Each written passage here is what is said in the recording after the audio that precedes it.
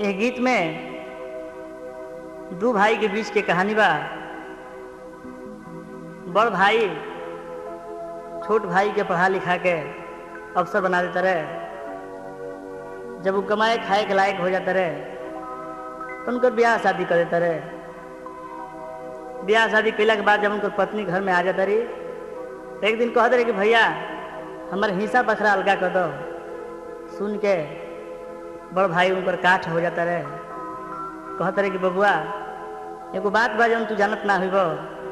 कहते रहे ए बबुआ तू बतिया सुन, दे के ध्यान तू मन में गुण। जहिया मुअले बाप मतारी तोहरो रहे उमरिया बारी। मुअत खा बाबू हाथ धरा के हमसे कहले पास बुला के, बबुआ के बेटा असमनिह असमन आपन जनमल जनिह। ए बबुआ यही से अपना धाधा करो हम कहनी हा। बून बून तन खून जरा के रखनी बरखा घाम बचा के। पढ़ लिख के नौकरी जब लागल हम जननी की भाग्य बजागल। शौक से तोहरो कैनी शादी हमरे से तू भइल वादी। हकही गरई सुन के बोली लाद में हमारा लागल गोली। कहत रे कि बबुआ अलगा का होखे के बा, हिस्सा बखरा अलगा का करे के बा, ई कुल तोहरे ह, बड़ भाई हई। कहत रे जेठ के करत बानी, जेठ के करत बानी बिनती तुहार हो। बाट जनी बबुआ हमसे घरवा दुआर हो। बाट जनी बबुआ हमसे घरवा दुआर हो। बाट जनी बबुआ हमसे जेठ के करत बानी बिनती तुहार हो।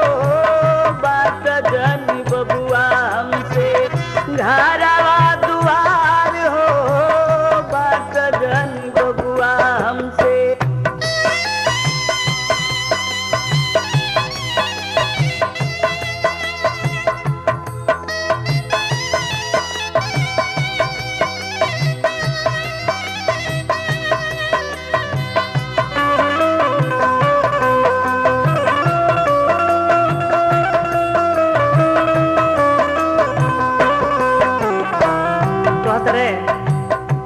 ढेर का कहीं गाँव रही के देखनी तार खेतवा बधरिया।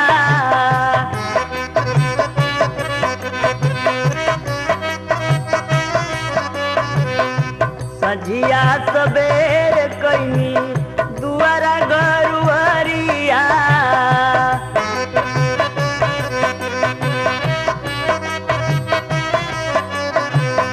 गावे रही के देखनी तार खेतवा बधरिया। सझिया सबेर कैनी दुआरा गरुअरिया।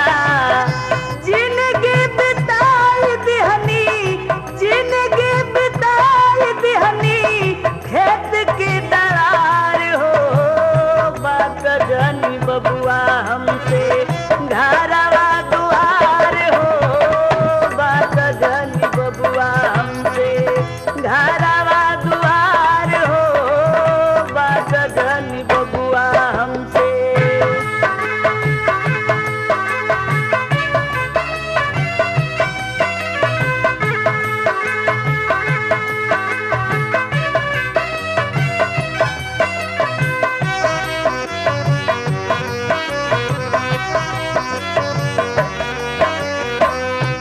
कहता रे के बबुआ तोहरे के पढ़ावे लिखावे खातिर हम अपन पढ़ाई लिखाई ना कैनी, खेत खरिहान में घुरत रह गईनी, खेत के डरार पर अपन जिंदगी बिता देनी। आज तू कहता रह कि भैया हमार हिस्सा बखरा अलगा कर दो, ये हमरा कैसन लगता है हम ही जानतनी। कहता रे सूट बूट पे नियाजू बनल बाड़े वन,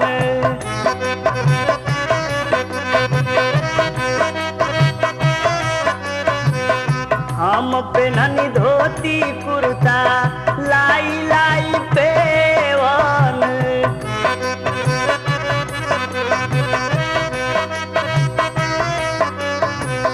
सूट बूट पे नियाजू बनल बाड़े वन, हम पेननी धोती कुर्ता लाई लाई पेवन।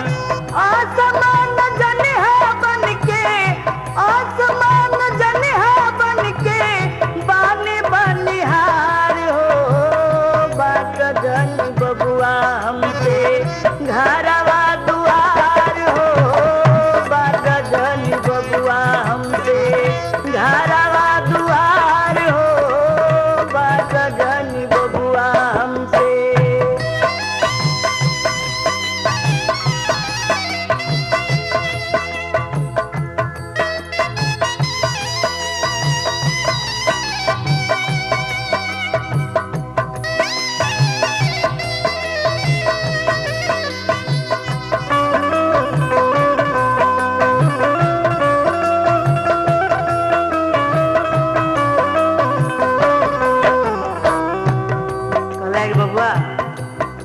देही पर सूट बूट देखा तारा, यही माजी के दिन हो, धोती कुर्ता में पेवन लगा लगा पहनत रहनिहा।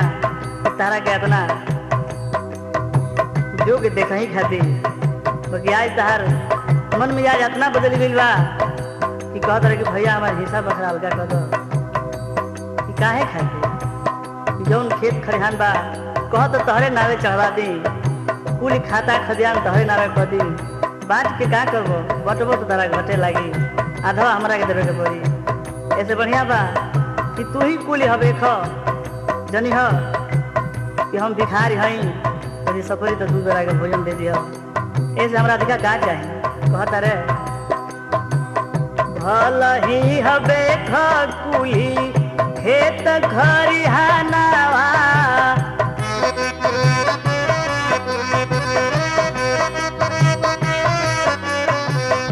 नावे चढ़वा लो अपना खाता खतिया नावा,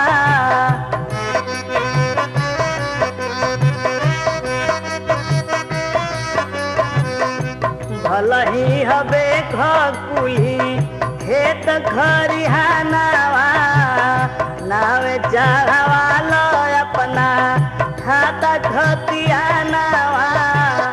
भर पेट भोजन दीहा, भर पेट भोजन दीहा, जान के भिखारी हो, बात जन बबुआ हमसे घरवा दुआर हो, बात जन बबुआ हमसे घरवा दुआर हो, बात जन बबुआ हमसे।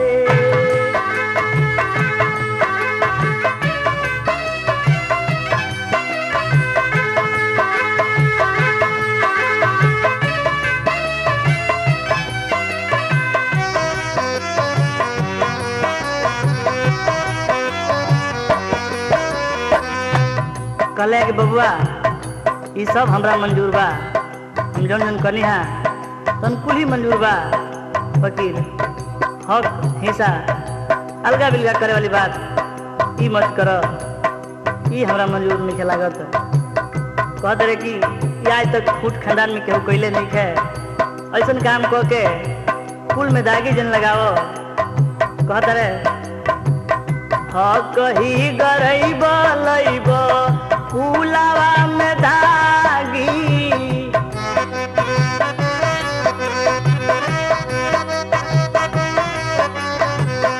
दूगो नीक सार करब लक्ष्मण बागी,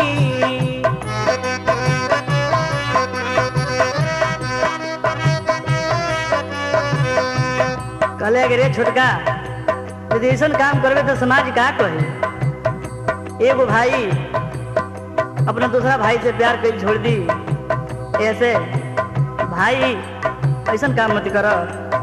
कहले कही गरैब लैब कुलावा में धागी, दूगो निक सार करब लक्ष्मण बागी।